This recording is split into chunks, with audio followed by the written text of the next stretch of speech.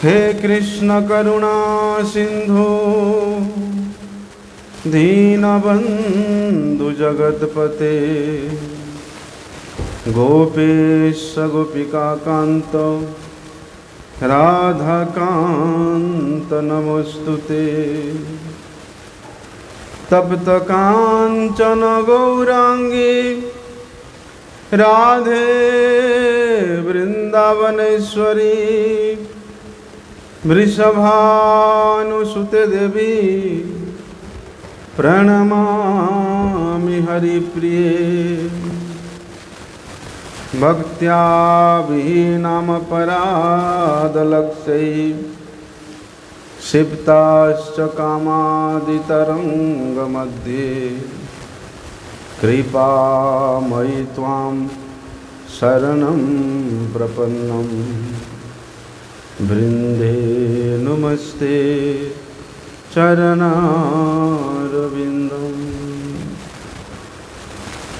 पतितपावन परम करुणामय परमाराध्यतम गुरुपाद पद्म नित्यलीला प्रविष्ट विष्णुपाद परमहंस परिव्राजकाचार्य अष्टोत्तर शत श्री श्रीमद शिल भक्ति वल्लभ तीर्थ गोस्वामी गुरु महाराज जी के श्री अभय चरण कमल में अनंत कोटि साष्टांग दंडवत प्रणाम करते हुए उनकी अहेतु की कृपा प्रार्थना करता। हम लोग पीछे श्रवण कर रहे थे भक्ति का क्या लक्षण है, उसमें से क्या स्वरूप लक्षण है और क्या तटस्थ लक्षण है, इसके विषय में हम लोगों ने विस्तार से श्रवण किया। जहाँ पर भक्ति के स्वरूप लक्षण का हम लोग विचार करते हैं, श्रवण करते हैं, वहाँ अगर देखा जाए तो उस भक्ति में किसी प्रकार का कोई मिलावट नहीं है, क्योंकि आनुकूल्येन कृष्णानुशीलनम, भगवान के प्रसन्नता के लिए उनके अनुकूल में रह करके अनुकूलमयता को पालन करते हुए जो चेष्टा किया जाता है, किस प्रकार के चेष्टा, जिस प्रकार के चेष्टा से भगवान प्रसन्न होंगे, वो है स्वरूप लक्षण भक्ति का। इस विषय में हम लोगों ने विशेष रूप से श्रवण किया था, क्योंकि जीव और पूर्ण ब्रह्म, इनमें क्या पार्थक्य है? जीव भी चैतन्य है और उस परिपूर्ण ब्रह्म भी चैतन्य है, लेकिन पार्थक्य है कि जीव अणु चैतन्य है और भगवान विभु चैतन्य है। इसलिए उस पूर्ण चैतन्य स्वरूप भगवान श्री कृष्ण के प्रति स्वाभाविक रूप से जो चेष्टा है, किस प्रकार के चेष्टा? सर्वोपाधि विनिर्मुक्तम, सभी प्रकार के उपाधियों से रहित होकर के। किस प्रकार के उपाधि से रहित होकर के? श्रीमन महाप्रभु जी बताते हैं कि नाहम विप्रो न च नरपति वैश्यो न शूद्रो नाहम वर्णी न च गृहपतिनो वनस्तो यतिवा किंतु प्रद्योन निखिल परमानंद पूर्णामृताब्दे गोपी भर्तृहु पदकमलयो दास अनुदासानुदास। इस प्रकार के उपाधि से ना हम विप्रो, ना तो मैं ब्राह्मण हूँ ना क्षत्रिय हूँ, ना वैश्यो न शूद्रो, ना मैं वैश्य हूँ ना ही शूद्र हूँ, ना हम वर्णी, चार प्रकार के जो वर्ण है और चार प्रकार के जो आश्रम है, ब्रह्मचर्य, गार्हस्थ्य, वानप्रस्थ और सन्यास। मुझे मैं इनमें से भी नहीं हूँ।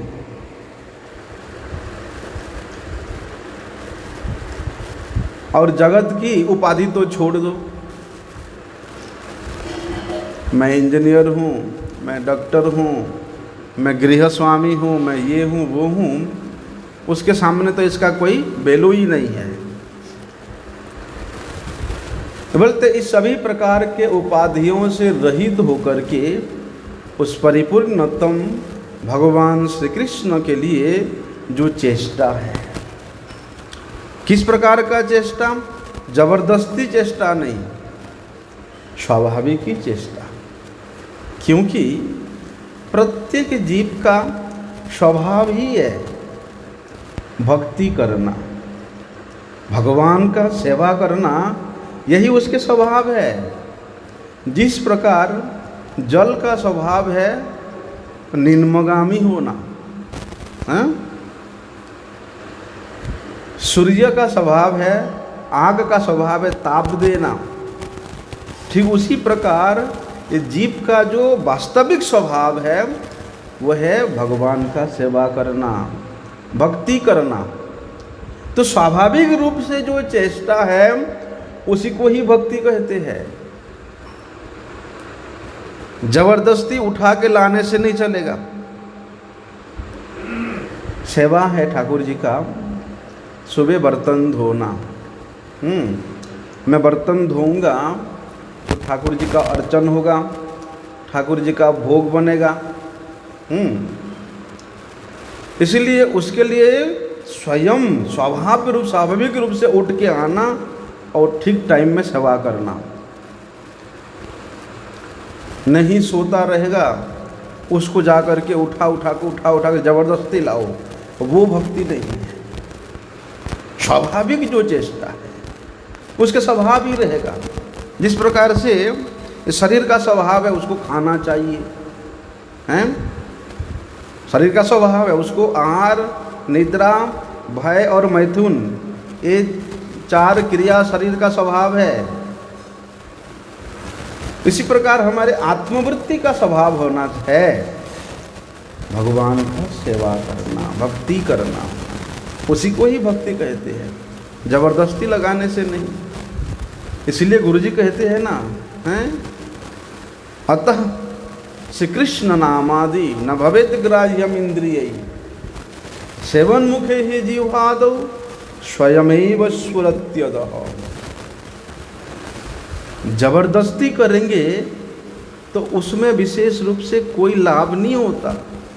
लेकिन कहते हैं अभ्यासेनो तो वैराग्यम, अभ्यास करते करते वैराग्य होता है। ठीक उसी प्रकार हमारे इन शरीर के प्रत्येक इंद्रियों को भगवान के सेवा में लगाते उसका स्वभाव बन जाता है। मैं किसी महात्मा को देखा, वे लोग सोते रहते हैं, रात को सोए हुए हैं, नाक से उनके सोने का आवाज़ भी आ रहा है, लेकिन उनका वृत्ति, उनका अंग का ऐसा वृत्ति बन गया, स्वभाव बन गया कि वे सोते सोते भी उनका हाथ चल रहे हैं, नाम कर रहे हैं। और कुछ महात्मा ऐसे भी देखा, सो रहे हैं, एकदम सोए हुए हैं और उनके नाक से सोने का आवाज़ भी आ रहा है, लेकिन मुंह से उनके राधे राधे राधे राधे राधे। शरीर का ऐसा स्वभाव बन जाता है। जिस प्रकार कोई मंदिर में 20-25 साल से पूजा करता है, सेवा में जाना होता है, बोलते हैं उस सेवा करते करते उसी समय में उसके ठाकुर जी के लिए अपने शरीर लगाते उसके शरीर का स्वभाव भी ऐसे ही बन जाता है। क्या कर रहे इतना देर ये? ऐसा। इसलिए जो स्वाभाविक वृत्ति है, आत्मा की वृत्ति, वो है भक्ति। कहते हैं ना भक्ति विनोद ठाकुर जी, भजिते भजिते समय आसिले ए देह छाड़िया दीव।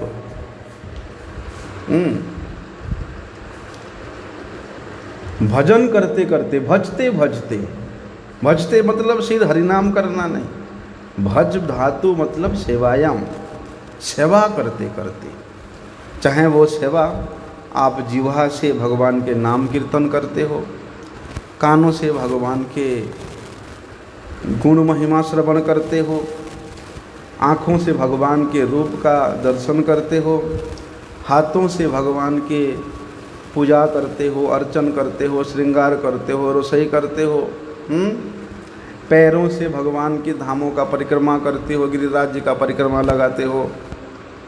बोलते ये प्रत्येक इंद्रियां करते करते भगवान के सभा में जब लगता है, बोलते हमारे आत्मा के जो नित्य वृत्ति है वो जग जाता है। बिना जागृत हुई सेवा कैसे कर रहे हैं? तो पहले जागृत हुई, लगाना पड़ेगा शरीर को, अभ्यास में लगाना पड़ेगा। करते 20 साल निकल गए। हाँ, इसीलिए कहते हैं ना, जब तक प्रकृत साधु संग नहीं मिलता तब तक वे व्यक्ति साधन भक्ति से ऊपर भाव भक्ति तक नहीं पहुंच पाता। स्वयं के चेष्टा में इतना शक्ति नहीं है कि वो स्वयं का साधन जीव को भक्ति के उन्नत स्तर तक पहुंचा दे। आधार है उसके लिए, साधु संग ही आधार है।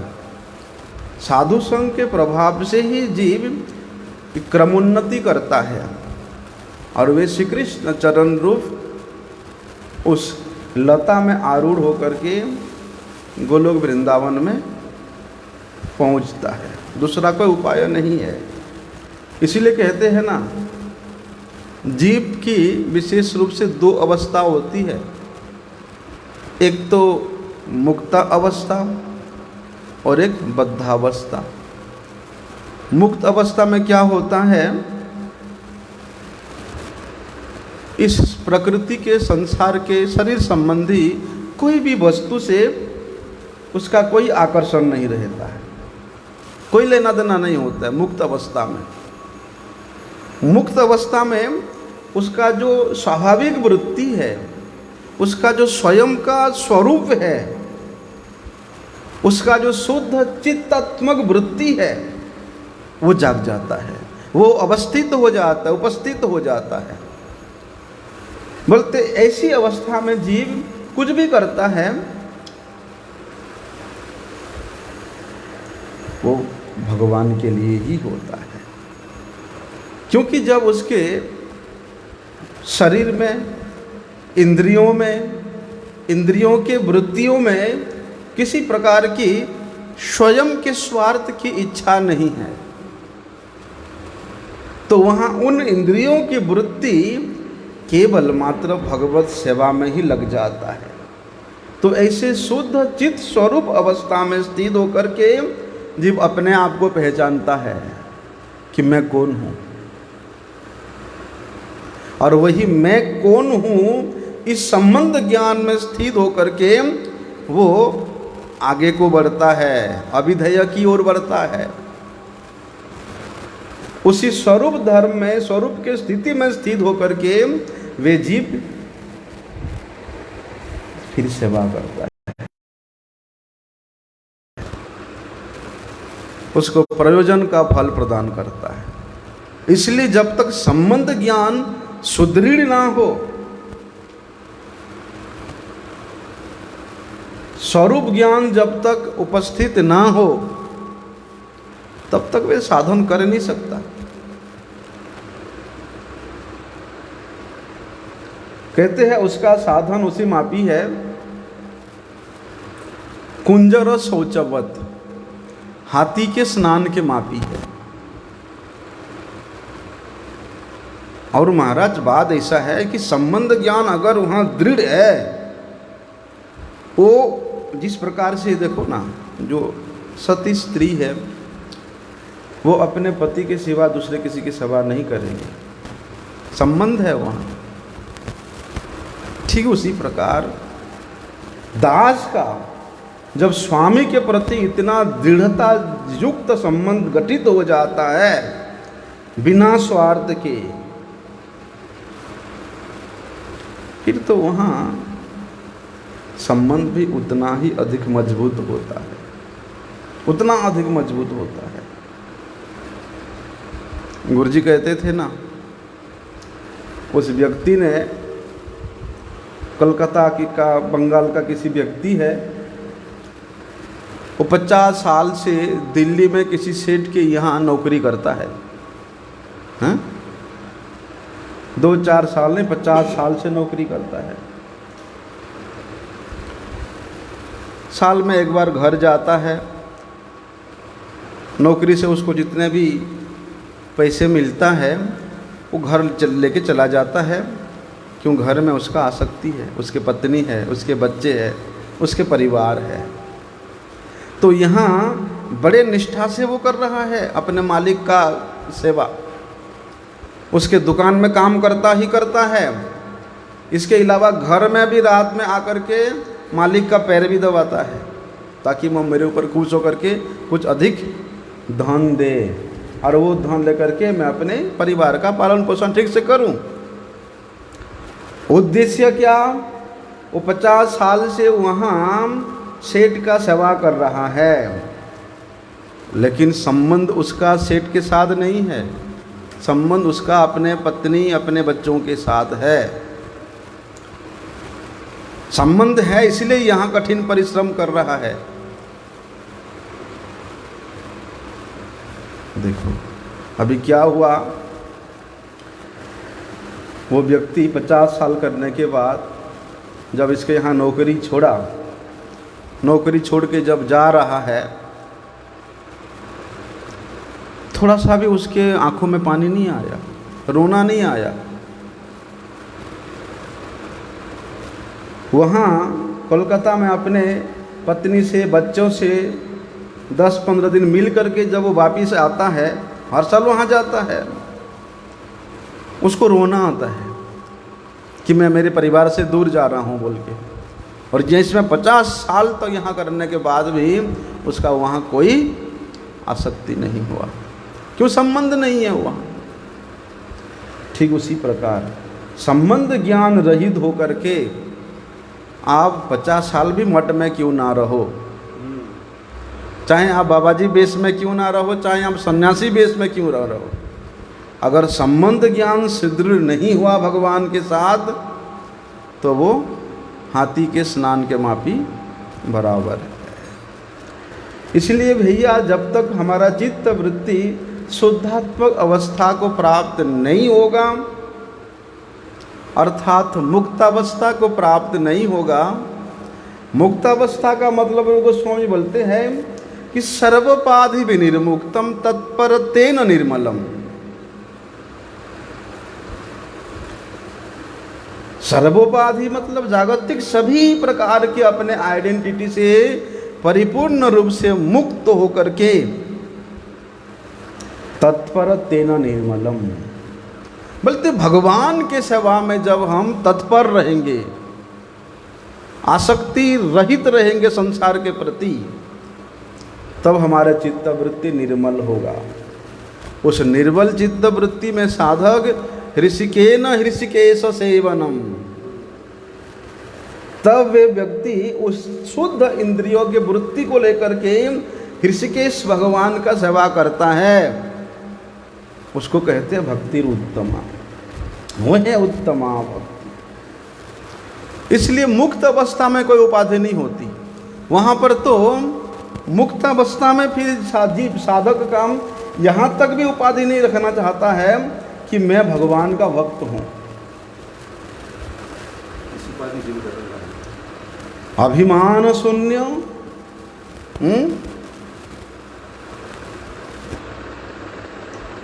मैं भगवान का भक्त हूँ, इस प्रकार का अभिमान भी अगर साधक के हृदय में आ जाता है, भगवान बोलते हैं ठीक है बेटा मैं देखता हूँ। अरे दूसरे साधक की, दूसरे भक्त की बात तो छोड़ दो, स्वयं उद्धव जी का अभिमान हुआ था कि मैं भगवान श्री कृष्ण का सबसे प्यारा हूँ, सबसे प्रिय हूँ, लेकिन भगवान ने उनका भी मान मर्दन किया था। इतना प्रिय हो तो तुम्हारे सखा सिर दर्द में पड़ा हुआ है, मरणासन्न अवस्था में पड़ा हुआ है, और मांग रहा है कि भैया तुम्हारे चरणों की धूल दे दो तो मैं ठीक हो जाऊंगा।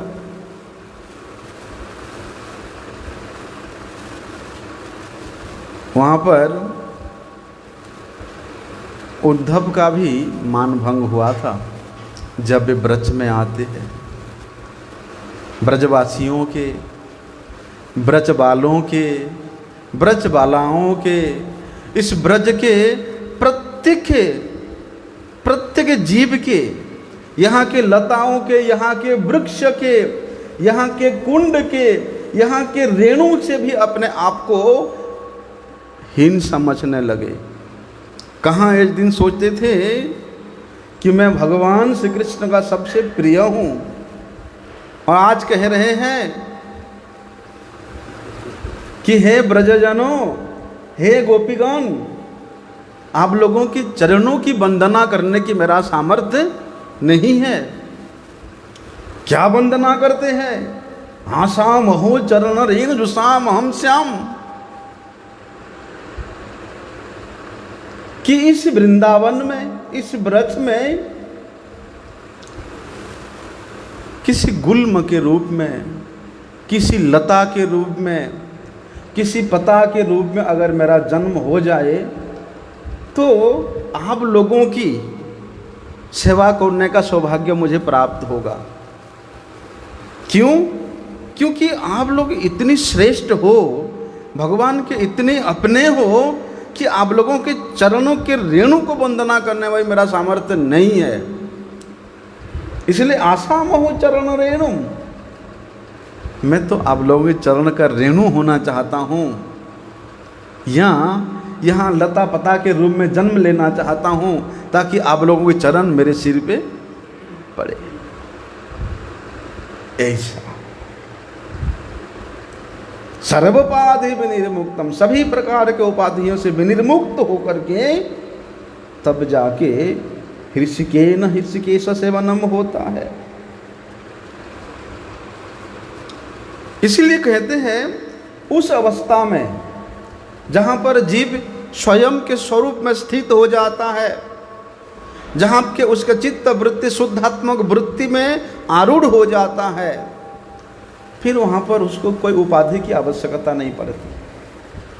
फिर तो भक्त कहता है कि यथा तथा राखे मोरे, कि हे नाथ, आपकी जैसी इच्छा मुझे वैसे रखो, मारना चाहो मारो, रखना चाहो रखो, लेकिन आपकी इच्छा के वशवर्ती होकर के ही मैं रहूँगा। भक्त तो यहाँ तक कहता है कि नाथ योनि सहस्रेषु जेसु जेसु ब्रजाम्य हम, कि हे नाथ, अगर आपके इच्छा है मुझे नरक में जाने का तो आप मुझे नरक में भेजो। कीड़े मकोड़े के रूप में जन्म ले देने का इच्छा है तो दो, स्वीकार है। कीट जन्म हो यथा त्वा दास, बहिर्मुख ब्रह्म कभू नहीं आस। लेकिन हे प्रभु, तेषु तेषु अचला भक्ति अच्युतस्तु सदा त्वयि, जहाँ भी जाऊँ आपके इच्छा से मैं स्वीकार है, लेकिन आपके भक्तों की संगति से मुझे कभी दूर नहीं करना। आपकी चरणों की सेवा रूप जो आसक्ति है, जो भक्ति वृत्ति है, वो कभी भी मेरे हृदय से लोप ना हो। इस प्रकार के फिर उस साधक के, उस शुद्ध सत्वात्मक वृत्ति वाले भक्त के हृदय में कहाँ से अभिमान आ सकता है, कहाँ से उपाधि आ सकता है। लेकिन जब हम लोग भूल जाते हैं अपना स्वयं के स्वरूप को, स्वयं के स्वरूप को भूलना ही हमारा बद्धावस्था है। उस बद्धावस्था में चित्त स्वरूप तो भूल जाता ही है, और इस स्थूल शरीर के जो उपाधि है, स्थूल शरीर की जो क्रिया है, स्थूल शरीर के जो संबंधी है, उन्हीं में ही वे आत्मबुद्धि करने लग जाता है कि वास्तव में इस स्थूल और सूक्ष्म शरीर के बीच में जितने भी वस्तु है, व्यक्ति है, वे सब मेरे हैं। इन्हीं का सुख में ही मेरा सुख है, इन्हीं के दुख में ही मेरा दुख है। आत्मवृत्ति का मतलब तो यही हुआ। जिस प्रकार से आत्मवत सेवा होता है, अपने सुख के लिए हम लोग जिस प्रकार चेष्टा करते हैं, बोलते उसी प्रकार भगवान के सुख के लिए भी चेष्टा करना ही आत्मवृत्ति है। लेकिन निष्काम भक्त कभी तो अपने सुख के लिए कोई इच्छा करता ही नहीं है। उसका इच्छा तो केवल मात्र भगवत सुख ही होता है, भगवान को खुश करना ही, प्रसन्न करना ही होता है। लेकिन जहाँ पर सेवा की बात आता है कि भैया तुमको जो अच्छा लगता है, तुमको अच्छा खाने को लगता है, अच्छा पहनने को लगता है, अच्छा सोने को लगता है, बोलते उसी प्रकार आत्मवत भगवान का सेवा भी करना चाहिए। लेकिन बद्धावस्था में क्या होता है, जीव को भैया भक्ति का क्रिया करे, अनुष्ठान करे। जैसे आजकल बड़े बड़े भागवत कथा होता है, बड़े बड़े पंडाल बनाते हैं, उसमें भैया लिस्ट में नाम आता है, ये संयोजक है, ये प्रायोजक है, ये अनुष्ठापक है, ये वो मतलब उनमें उनको उपाधि चाहिए, प्रतिष्ठा चाहिए। देखने में लगता है कि कुछ भक्ति का क्रिया है। भक्ति के क्रिया अगर होगा, भक्ति तो सर्वोपाधि विनिर्मुक्तम है। जहाँ पर प्रतिष्ठा आता है, हमारे परम गुरु जी कहते हैं, हरि कथा करता है साधु सन्यासी, भगवान की कथा करना तो अच्छी बात है, लेकिन उसके मन में अगर इस प्रकार की इच्छा है, अगर 2-4 लोग बैठे हुए हैं तो सोचा क्या कथा करना, मैं यहाँ और कभी आऊँगा ही नहीं कथा करने के लिए। यहाँ 1-2 लोग होते हैं, किसको सुनाऊँगा। जहाँ ज़्यादा लोग होते हैं वहाँ जाके मैं कथा करूँगा। मतलब प्रतिष्ठा की इच्छा। हरि कथा करते करते अगर प्रतिष्ठा प्राप्त करने का इच्छा है, बोलते वही प्रतिष्ठा कामी व्यक्ति के मुख से हरि कथा मंगल प्रदान करने वाला नहीं है, वो तो दूसरे के लिए है ही। परम गुरु जी यहाँ तक कहते हैं, बोलते प्रतिष्ठा का आशा लेकर के जो व्यक्ति हरि कथा परिवेशन करता है, उसको प्रतिष्ठा तो मिलता है, लेकिन बद्धात्मक प्रतिष्ठा मिलता है। जो प्रतिष्ठा उसको बद्ध अवस्था तक ले जाता है। इसलिए प्रतिष्ठार भय पुरी पलाई आ जाए। माधवेंद्र पुरी जी, उन्होंने नहीं चाहा कि मुझे प्रतिष्ठा चाहिए, कभी कल्पना भी नहीं किया, लेकिन सोचा गोपीनाथ मेरे लिए खीर चोरी किया है, कल सुबह बाजार में इस गांव में सबको पता चलेगा, सब लोग तो मेरे पीछे भागेंगे भैया, अरे बहुत बड़ा भक्त है, ये है वो है। भाग गए वहीं से, रातों रात भाग गए। लेकिन वैष्णवी प्रतिष्ठा ताते करो निष्ठा। प्रभुपाद जी कहते हैं, वास्तव में वैष्णव धर्म का अनुयायी व्यक्ति कभी भी अपने प्रतिष्ठा के लिए प्रयास तो नहीं करता है, लेकिन ये वैष्णवी प्रतिष्ठा ऐसा है, ये पीछा नहीं छोड़ता। लेकिन वैष्णवी प्रतिष्ठा ये अच्छा है, जो कि जीव को इस बद्धात्मक प्रतिष्ठा से मुक्त करता है। बद प्रतिष्ठा से वैसे प्रतिष्ठा। ऐसा इसीलिए कहते हैं वहाँ पर फिर उपाधि रहती है बद्धावस्था में, ये चाहिए वो चाहिए वो चाहिए। जैसे एक कांच, एक शीशा मान लो, अगर शीशा साफ है, उसमें कोई मिट्टी धूल गंद नहीं लगा है, तो कोई भी जाएगा सामने स्पष्ट रूप से दिखाई देगा। यहाँ कोई एक बोतल है, ग्लास का बोतल है, बोतल के अंदर में कुछ भी है और बोतल के चारों तरफ गंद कीचड़ लगा हुआ है, अंदर में क्या है स्पष्ट रूप से नहीं दिखाई देगा, नहीं दिखलाई पड़ती है। तो उसको क्या कह सकते हैं? कांच जो है वो अपने स्वरूप धर्म को भूल गया है, विस्मृत हो गया है। अरे मेरे तो स्वभाव है, मैं सबको स्पष्ट रूप से दिखलाऊं, सबको स्पष्ट, अपने हृदय को सबके सामने स्पष्ट रूप से खोलूं। लेकिन क्या करें, उस शीशा के ऊपर धूल जमा हुआ है, तो वो सोचता है कि यही मेरा उपाधि है, यही मेरा स्वरूप धर्म है। लेकिन वास्तव में उसका स्वरूप धर्म क्या है? एकदम परिष्कार।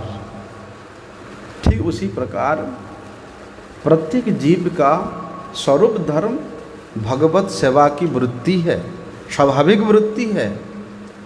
लेकिन अनेक जन्मों के ये अनर्थ हमारे हृदय रूपी शीशा में ढके होने के कारण हम लोग अपने स्वयं के वृत्ति को, स्वयं के स्वभाव को, स्वयं के स्वरूप को हम लोग भूल जाते हैं, भूल गए हैं।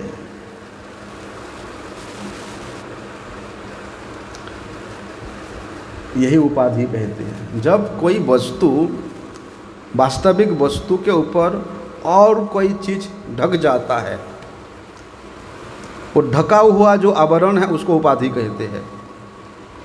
हाँ? अरे वो सोचता है, वो व्यक्ति सोचता है कि हम तो मंत्री है, मंत्री है, मंत्री का भूत उसके सिर पे चढ़ा हुआ है, इसलिए वो बोलता है कि हाँ मंत्री है। जिस दिन 5 साल बाद पब्लिक जब जूता मारेंगे, उसके मंत्री का भूत उतर जाएगा। हैं? 5 साल तक वो व्यक्ति भूल जाता है, वो अपनी उस 5 साल के पदवी को लेकर के उसी को ही अपना उपाधि मान लेता है। ये संसार में जीव भी उसी प्रकार ये जागतिक जंजाल के अंदर रह करके उसी को ही अपना उपाधि मान बैठता है, और वो वास्तविक अपने उपाधि से, वास्तविक स्वरूप से कोसों दूर चला जाता है। लेकिन कहते हैं मुक्त अवस्था में, स्वरूप स्थिति की अवस्था में, उसके सामने कितने भी लोलुपन देखा जाए, उसको लालायित किया जाए, ये दे दूंगा, वो दे दूंगा, ऐसे कर दूंगा, वैसे कर दूंगा, वो व्यक्ति उस उपाधियों के अंदर कभी जाता ही नहीं है, उसको लेना ही नहीं चाहता। हमारे परम गुरु जी का ले लो, हाँ? वे तो भगवान के नित्य परिकर है, लेकिन इस जगत के जीवों को आचरण के माध्यम से शिक्षा देने के लिए क्या हुआ? जब वे हरिद्वार, हिमालय से हरिद्वार वापिस आए, वे सेठ और सेठानी बड़े उनको लोभ दिखाया कि बेटा अभी तो तुम सुकुमार हो, हम तुमको अपना बेटा बनाएंगे, अपना पुत्र बनाएंगे, हमारे इतना संपत्ति है, ये है, वो है, बिजनेस है। हाँ? आकृष्ट हुए। परम गुरु जी को उसी समय ये सारा ज्ञान हो गया। हाँ, वो तो नित्य, मैं इसलिए कह रहा हूँ भाई, नित्य परिकर है भगवान। छोटी अवस्था, इतनी छोटी अवस्था में इतना बड़ा ज्ञान, तो बड़ी बात नहीं है। इसीलिए कहते हैं ना, जब ये जड़ उपाधि, जड़ वस्तु, जड़ प्रतिष्ठा किसी जीव को आकृष्ट करता है और वे उसमें आकृष्ट होकर उसके प्रति वो रम जाता है उसमें, तो उसी के स्वभाव भी उसी प्रकार बन जाता है। मैं देखा अनेक साल, अनेक वर्ष मठवास करने के बावजूद भी, अनेक वर्ष तक मठवास करने के बावजूद भी, त्यागी के रूप में मठवास करने के बावजूद भी किसी कारण से उस व्यक्ति का विवाह होता है। विवाह होने के बाद वो अपनी वैवाहिक जीवन में इस प्रकार से अपने स्वभाव को बना लेता है, इस प्रकार स्वभाव बना लेता है, उसका स्वभाव है नहीं, वो बना लेता है कि वही ही उसका उपाधि है। लेकिन किसी किसी जीव ऐसा होता है, वे इतने भगवान के प्रति, गुरु के प्रति शरणागत होते हैं कि वे किसी दशा में रहे, चाहे वे ब्रह्मचार्य में रहे, चाहे वे गृहस्थ में रहे, चाहे संन्यास में रहे, चाहे किसी प्रकार से रहे, उनकी शरणागति इतना अधिक होती है कि उन्होंने अपनी स्वाभाविक वृत्ति को कभी नहीं छोड़ते, नहीं छूटता ही उनसे, प्रयास करने पर भी। कई बार क्या होता है, विवाह करने के बाद अनेक अनुकूल प्रतिकूल परिस्थिति आता है, बोलते ऐसे प्रतिकूलता में रहते हुए भी वे व्यक्ति गुरु आश्रम में जो उसका स्वभाव बना है उसको छूटता ही नहीं है। चाहे उसको अपने, उसके घर वाली गाली दे, कुछ भी करे, नहीं छूटता है उसका।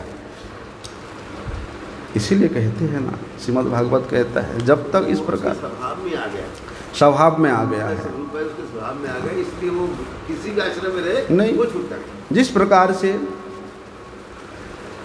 प्रकार से शुद्ध सत्वात्मक जीव जो कि अपने स्वभाव में, अपनी स्व प्रतिष्ठा में स्थित हो गया है, उसको फिर इस दुनिया में प्रतिष्ठा चाहिए ही नहीं। अनेक प्रतिष्ठा आता है, आएगा, लेकिन उसके प्रति वो कभी आसक्त होगा ही नहीं। लेकिन जब वे व्यक्ति अपने वास्तविक स्वरूप में ढका रहेगा तो उसको भय होगा। कहते हैं, श्रीमद् भागवत वर्णन करते हैं कि भयम द्वितीय अभिनिवेशतः स्यात् ईशादपेतस्य विपर्जयो अस्मृति तत्माययो बुध आवजेत्तम भक्ति क एषम गुरुदेवतात्मा। श्रीमद् भागवत वर्णन करते हैं, भगवान तो भैया पूर्ण चैतन्य स्वरूप है, वे परिपूर्ण वस्तु है, वे असमोर्ध तत्व है, वे असीम तत्व है, वे अनंतानंत तत्व है। लेकिन जीव अणु होने पर भी, जीव अणु चैतन्य होने पर भी है तो उस विभु चैतन्य के छोटा सा अंश है ही। जिस प्रकार एक विशाल अग्नि में से अनेक स्फुल्लिंग निकलता है, अगर उस स्फुल्लिंग में से एक जला हुआ स्फुल्लिंग किसी प्याल के ढेर के ऊपर गिर जाए, वो उसको राख कर देगा जला करके, है ना। कहते हैं, लेकिन जीव चाहे माने या ना माने, उसको वे ग्रहण करे या ना करे, उसके जो स्वाभाविक वृत्ति है क्या, भगवान का अंश का चैतन्यता। लेकिन उस चेतनता को, उस चैतन्यता को वे भूल गया है। क्यों भूल गया है? इन उपाधियों के पीछे में। लेकिन वो जो भक्ति वृत्ति जनित उसके स्वाभाविक अभिनिवेश है, किसके प्रति? भगवान के प्रति। यही उस जीव का नित्य धर्म है, यही उसका नित्य स्वभाव है।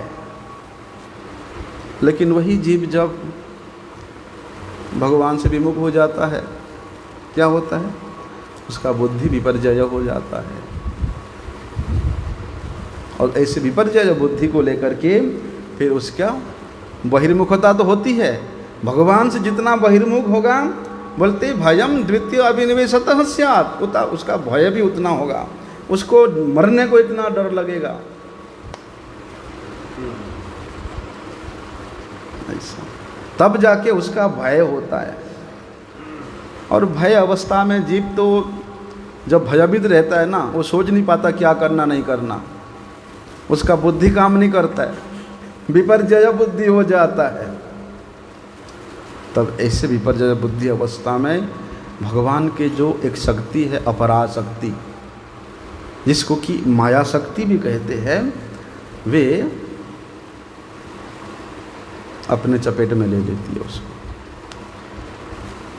माया के प्रभाव में पड़ करके फिर तो वो व्यक्ति, उसका दुर्भाग्यवशतः उसका संसार दशा होता है।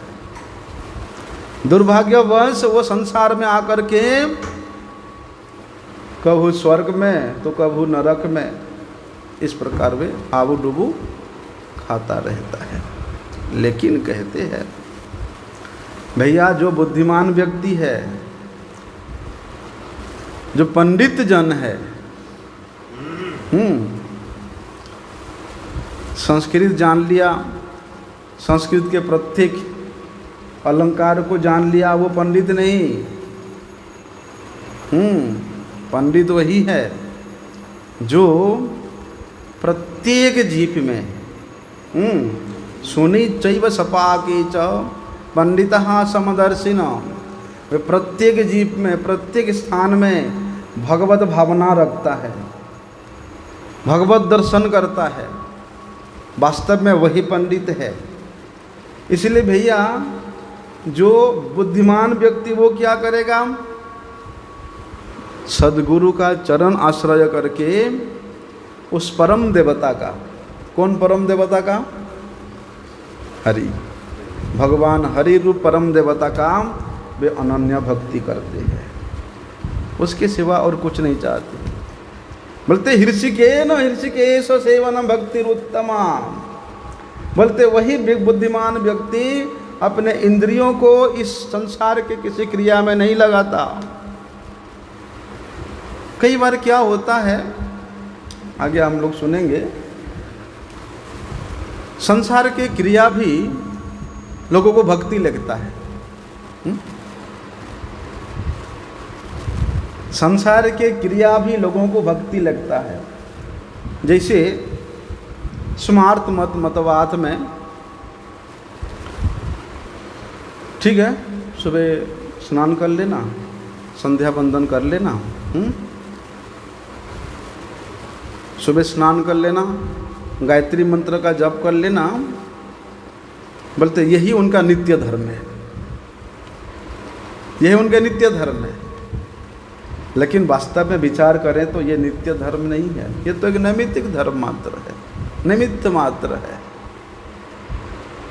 इसीलिए कहते हैं कि वो व्यक्ति के चंगुल से अपने आप को नहीं बचा पाता है और वो अलग मान बैठता है, भगवान से अपने आप को स्वतंत्र मान बैठता है, क्योंकि वे नहीं चाहता कि भगवान के दास के रूप में अपना परिचय दे करके कौन नीचा होगा।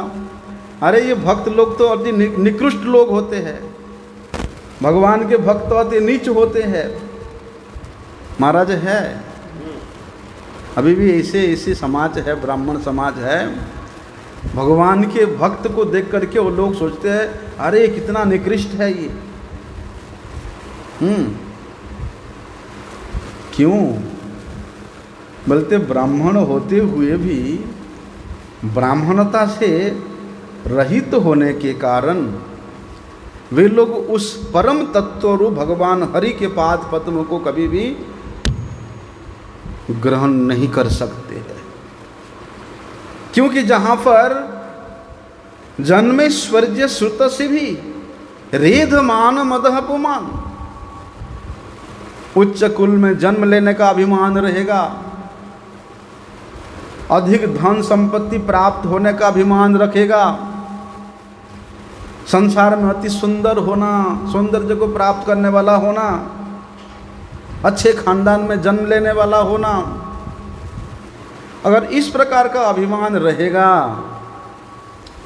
तो वे व्यक्ति कभी भी भगवान को अपने पाद पद्मों में धारण नहीं कर सकता है। अरे वहां तो कहते हैं निष्किंचनस्य न वृणीते जावत। भरत महाराज कहते हैं, जड़ भरत जी, जब तक निष्किंचन मतलब निष्किंचन, जिसके अंदर किसी प्रकार का कोई किंचन नहीं है, कोई मांग नहीं है, ऐसे साधु के चरणों की धूल से अपने आप को अवगाहन नहीं करोगे, तब तक ये तुम्हारा जितना भी साधन है सब दिखावा है। और अभिमान रहेगा कि मैं अच्छे कुल का हूँ, मैं अच्छे पैसे वाला हूँ, मैं दिखने में सुंदर हूँ, मैं अच्छे खानदान का हूँ, तो वो कभी भी उस निष्किंचन साधु के चरणों में पतित नहीं होगा। इसलिए कुंती माता कहती है नैवार हत्तैवात्मानं त्वम अकिंचन गोचर, कि हे प्रभु, इस प्रकार का अभिमान लेकर के जो आपके पास आकर के अपना दिखावा करता है, आप तो उसके प्रति कभी टेढ़ी नज़र से भी नहीं देखते हो। लेकिन जो निष्किंचन है उसको तो आप अपने गले लगाते हो। हाँ? ऐसा इसलिए क्या करते हैं, जो बुद्धिमान पुरुष है वो क्या करेगा, सद्गुरु का चरण आश्रय करेगा और उस हरि रूप परम देवता का अनन्य भक्ति के द्वारा भजन करेगा, साधन करेगा। आगे का भी हम लोग कल श्रवण करेंगे। वंशा कल्पतरुभ्यश्च कृपा सिंधुभ्यैव च पतितानां पावनेभ्यो वैष्णवेभ्यो नमो नमः।